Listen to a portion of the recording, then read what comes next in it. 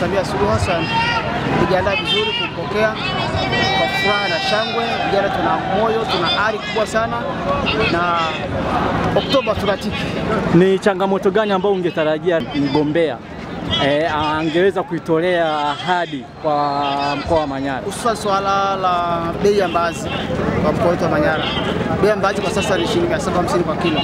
Watu wanatamani angalau basi kesho rais atolee tamko na angalau bei iongezeke.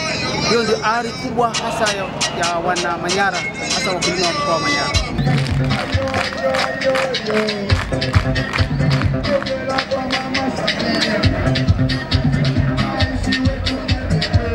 Tunaamini ya kwamba kesho mama atafurahi sana atakapoingia katika mkoa wetu wa Manyara. Kuna vituo vitatu. Tutampokea katika kata Magugu kutoka wilaya Babati vijijini, lakini vile vile baada ya pale ataelekea wilaya Hanang, na baada ya Hanang ataenda kupumzika.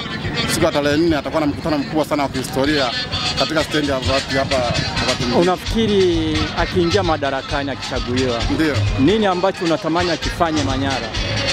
Kwa upande wa Manyara, sisi mkoa wa Manyara ni mkoa wa utalii kwa ujumla. Kwa hiyo tunaamini ya kwamba mama atakapoingia madarakani ataendelea kufanya jitihada za kuboresha masuala ya utalii katika mkoa wetu wa Manyara, lakini vile vile mkoa wetu wa Manyara ni mkoa wa wakulima na wafugaji. Tutaenda kuwajali zaidi wakulima, hasa mazao ya chakula na mazao ya biashara. Sisi tunalima mbazi, lakini vile vile tuna mazao ya chakula, lakini vile tuna wafugaji kutoka wilaya Kiteto na wilaya Simanjiro. Pia ataenda kuangalia kuhakikisha kwamba mifugo inakuwa katika hali nzuri.